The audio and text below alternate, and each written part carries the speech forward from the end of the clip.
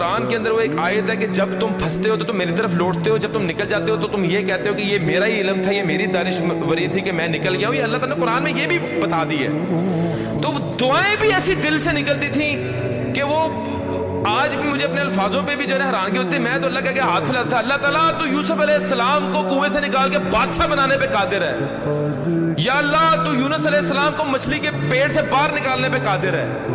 یا اللہ تو محمد صلی اللہ علیہ وسلم کو غار سے نکالنے پہ قادر ہے. یا اللہ تو موسیٰ علیہ السلام کو فرعون کے اوپر غالب کرنے پہ قادر ہے. یا اللہ تو ابراہیم علیہ السلام کو آگ سے نکالنے پر قادر ہے.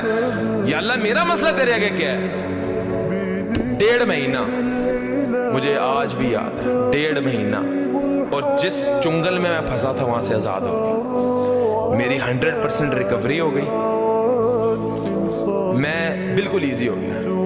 تب میرا یقین پختہ ہو گیا کہ میں نے زندگی کے اندر کبھی کسی مخلوق کے آگے کوئی ہاتھ نہیں پھیلانے، کبھی کسی کو کام نہیں کہنا. جب میرا رب چاہے گا میں رب کو کہنا ہے، میرا رب چاہے گا ہو جائے گا، نہیں تو کوئی مسئلہ نہیں.